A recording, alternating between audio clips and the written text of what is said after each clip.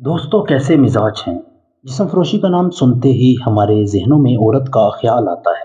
हालांकि मर्द इस कारोबार में बराबर की शरीक हैं, बल्कि यूं कहना चाहिए मर्द भी जिस्म फरोश हैं। क्योंकि तारीख लिखने वाले मर्द ही थे, इसलिए उन्होंने खुद को बचाकर औरत को इस धंधे का महवर बनाया। दुनिया में कदीम और जदीद तारीख का मुतालिया करें तो सब में एक चीज़ मुश्तरक है, वो ये कि जिस्म फरोशी औरत ही करती है। जबकि हकीकत यह है कि मर्द इस कारोबार का मरकजी किरदार है। क्या आपने कभी सोचा है कि जिस्म फरोशी का बदनुमा दाग सिर्फ औरत ही के हिस्से में क्यों आता है?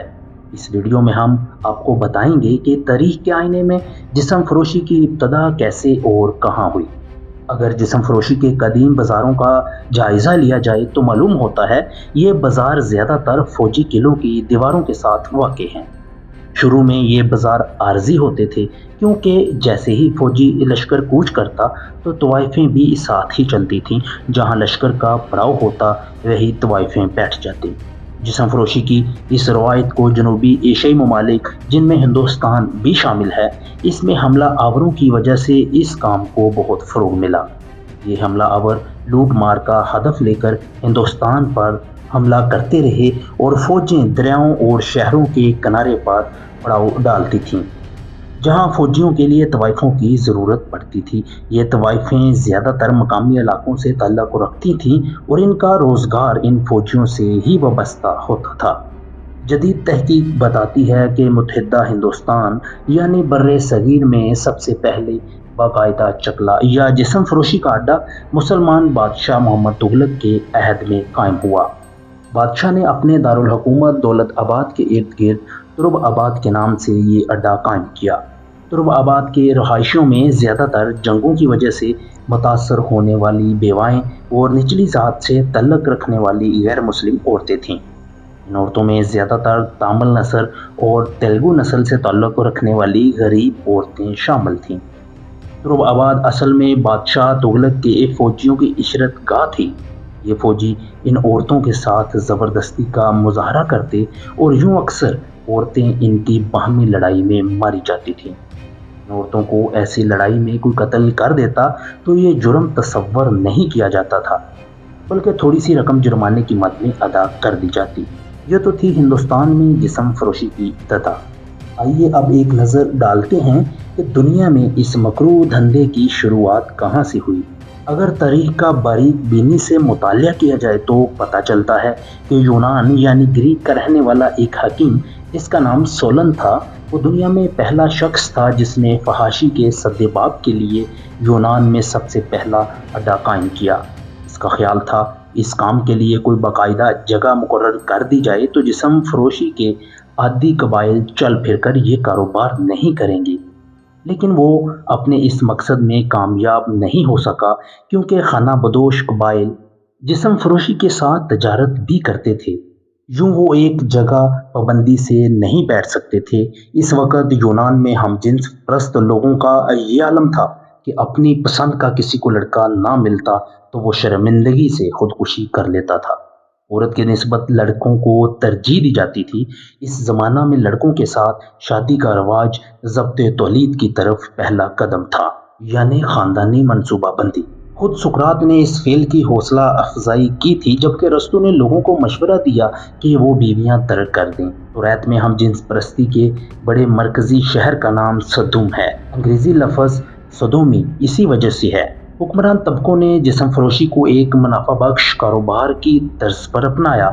यूनान में जिस्म फरोशी के अड्डे का मालिक अमूमन इलाके का हाकिम या इसका कबीला होता था। नामनासब सहूलियात और खुराक के ना होने के बायस पेशावर औरतें जल्द बीमार पड़ जाती और अक्सरियत 30 से 40 साल की उम्र में मर भी जाती और इनकी जगह इनकी औलाद ले लेती।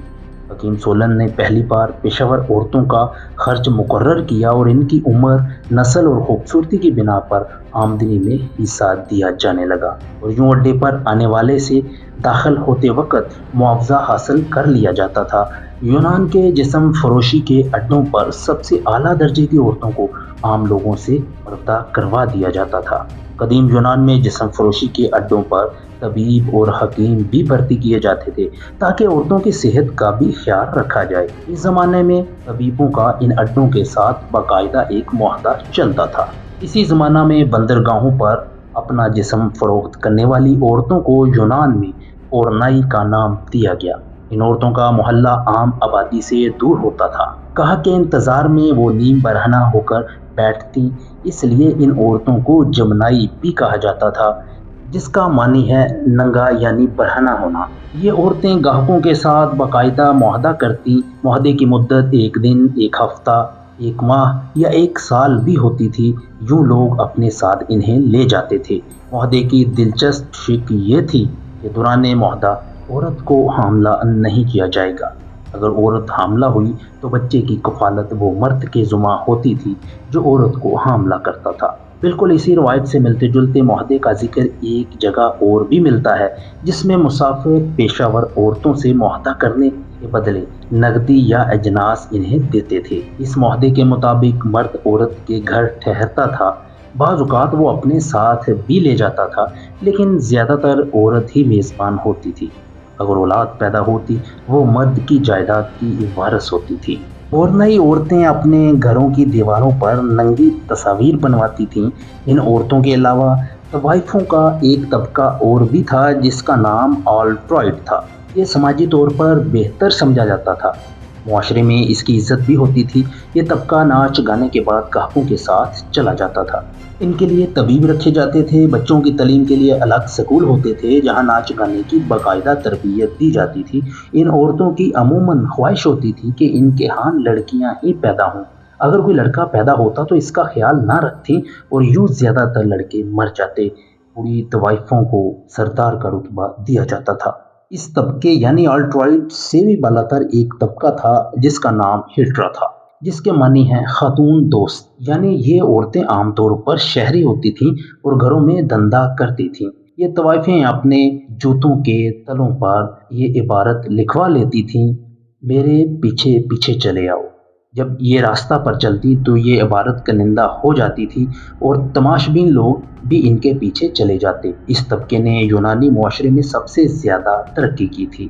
اس زمانے میں رواج تھا کہ طوائفوں کا قافلہ اپنے ساتھ ڈول بجانے والا بھی رکھتا تھا جو لوگوں کو قافلہ کی آمد کی خبر دیتا، اور یوں لوگ اکٹھے ہو کر قافلہ کا استقبال کرتے اور اپنی اپنی پسند کی طوائف چن لیتے۔ یہ طوائفیں باقاعدہ محافظ بھی ساتھ رکھتی تھیں۔ قدیم یونان میں پردے میں رہنے والی عورتوں کی نسبت ہیٹرا طبقہ تعلیم یافتہ ہوتا تھا اور علوم و فنون میں یہ عورتیں آگے تھیں۔ علمی مباحثوں میں حصہ بھی لیتی تھیں اور لوگوں کو لاجواب بھی کر دیتی تھیں۔ اس طرح کی ایک ہیٹرا کو مشہور فلسفی سقراط اپنی استاد مانتا تھا۔ اگر ساری دنیا کی تہذیبوں میں طوائفوں کے کردار کا جائزہ لیا جائے تو معلوم ہوتا ہے ان کی اکثریت عام لوگوں سے زیادہ حسین اور ذہین ہوتی تھی۔ ان کے علم و فضل کے چرچے عام تھے اور وہ عام مناظروں میں بڑے بڑے دانشوروں کو شکست بھی دیتی تھیں۔ قدیم یونان میں افلاطون کا ایک طوائف کے ساتھ دلی لگاؤ تھا۔ افلاطون اس کے علم سے مستفید بھی ہوتا تھا اور اس کے ساتھ ساتھ جسم سے لطف بھی اٹھاتا تھا۔ ایپیکورس کے متعلق مشہور ہے کہ وہ دنائی نام کی طوائف پر فدا تھا۔ سوفوکلیز تھیورس نامی طوائف سے لطف اندوز ہوتا تھا۔ ایک طوائفہ اسپاشا فلسفہ و ادب میں بہت مشہور تھی۔ ہیٹرا طوائفوں میں سب سے مشہور طوائف تھیمسٹونو تھی۔ ایسی درجنوں مثالیں ہیں کہ طوائفوں نے بہت زیادہ شہرت حاصل کی۔ یونان میں نوجوان تربیت کے لیے فلاسفر کے پاس جاتے تھے۔ روایت کے مطابق یونان کا ایک جرنیل تھمیسٹوکلینر تھا جس کے آگے گھوڑوں کی بجائے طوائفیں ہوتی تھیں۔ یہ روایت بھی بہت مستند ہے کہ اسکندر اعظم نے اپنی منظور نظر پیشہ ور عورت کے اکسانے پر ایرانیوں کا عظیم و شان شہر استخر آگ لگا کر راکھ کر دیا تھا۔ تاریخ ایسے واقعات سے بھری پڑی ہے جس میں منظور نظر عورتوں کے کہنے پر حکمرانوں اور بادشاہوں نے لاکھوں لوگوں کو تباہ و برباد کر دیا۔ قدیم عرب معاشرے میں منظم جسم فروشی کی कोई रवायत तो नहीं मिलती। हाँ, अलबत्ता जिनसी ताल्लुकात का रुझान ज़रूर मिलता है जो एक मुआशरे में अमूमन होता है। अलबत्ता लड़की का ख़ानदान जिनसी ताल्लुकात को बेइज्जती तसव्वुर करता और लड़के को कत्ल करने की कोशिश करता था। बाज़ अरब कबाइल लड़की और लड़के को जिंदा पकड़कर लोगों के सामने इबरत के लिए इन्हें इकट्ठे कत्ल कर देते थे और इनके इज्साम को चौराहों में इबरत के लिए लटका दिया जाता। जैसे जैसे अरब मुआशरा तरक्की करता गया, इस सख्ती में कमी भी आती गई और इस बात की अहमियत होने लगी कि जहाँ मर्द और औरत इकट्ठे रहते हों वहाँ दोनों के वजूद की एक दूसरे को ज़रूरत होती है। चुनांचे शुरू में कमतर कबाइल की औरतों ने पैसों के इस अजनबी मर्दों के साथ कुछ वक्त गुजारने की रवायत का आगाज किया। ये औरतें जंगों से बाहर निकलने वाले रास्तों, सहराई रास्तों में डेरा डाल लेती और मुसाफिर इनके साथ शब बसरी करते।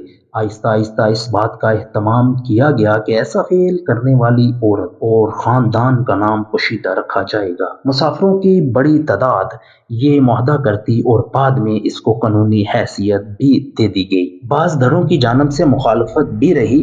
तहरीरी मुआहदा न होने की वजह से और गवाहों की अदम मौजूदगी से बाज़ लोग मुआहदा की पासदारी ना करते और नुकसान औरत का होता और मुआशरा औरत को कबूल ना करता।